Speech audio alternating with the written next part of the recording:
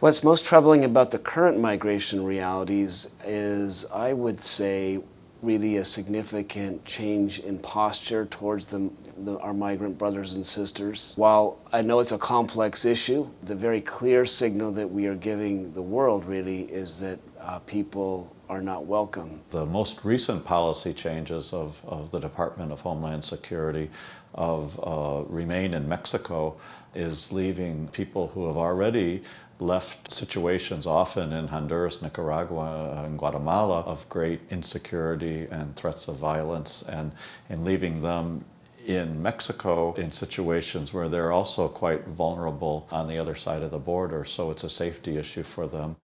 I think the most contemporary answer that we can give in the Society of Jesus today is our universal apostolic preferences.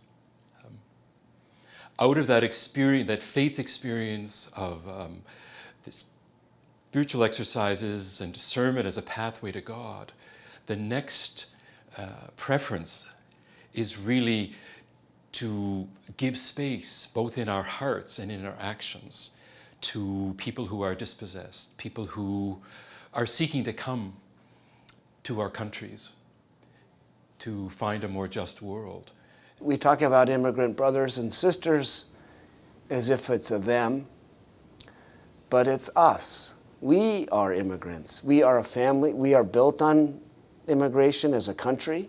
Our province, 30% of the men in formation of our province were born outside this country. They enrich us deeply. So it's not them, it's not us, it's all of us together. And that's the image that God has for His kingdom. Moi, j'aimerais voir au Canada un mouvement vers plus de plaidoyer.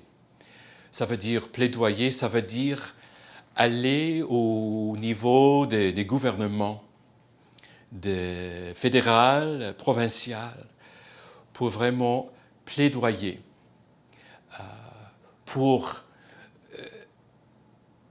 au nom des réfugiés, des migrants, d'aller et confronter les pouvoirs de nos nations. I believe the work to change policies and advocacy by people that are affiliated with Jesuit apostolates is important, because we have this national network in the United States, and our networks can make a difference to inform government officials that could influence policy. What does that mean? I think it means meeting with our local representatives, our senators, our congresswomen and men, putting our own credibility on the line and saying, I believe in this. It runs the risk in some people's eyes of appearing political or partisan, but I think it's at heart it's based in gospel values. There's that beautiful quote that the arc of the moral universe is long, but it always bends toward justice. We have to believe that every step, every action brings about justice.